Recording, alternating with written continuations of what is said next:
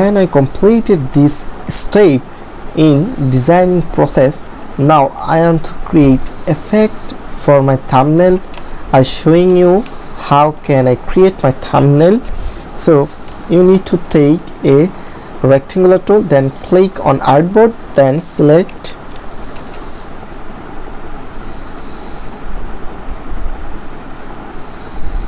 when I place it in this, then click on OK, then align to artboard and medial artboard. Then I using this shape in arrange to back, then I got. If you need this color code, you can message me. It's a gradient color code, and then I take a copy in this rectangle, then I paste in font in this rectangle. Now I will make it in arrange align to artboard. Now I create a gradient in this place. Now it's look like good. Then I locked it, control true, then I also locked it, control true. Then I take my logo in the font. Now I selected the logo and go to arrange and bring to front. When I place it in font, now I'll do a effect, lighting effect in this logo.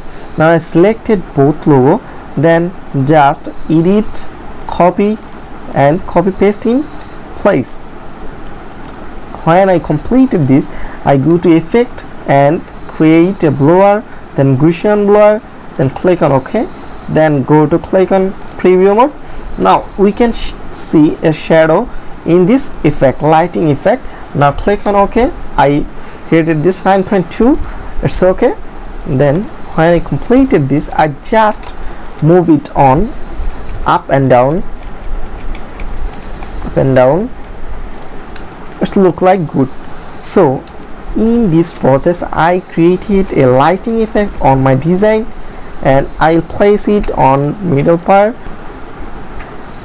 Now I selected both of logos, then I take it at a group place, then I take a circle tool to create a effect in this place.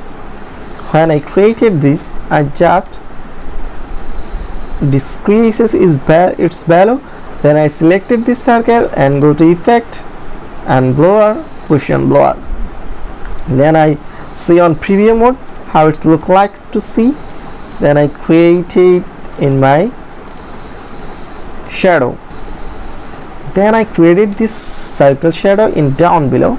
Now I selected both of this logo and shadow. Now I click on align on horizontal on artboard. When it's completed, I make a good lighting effect and I make this thumbnail easily.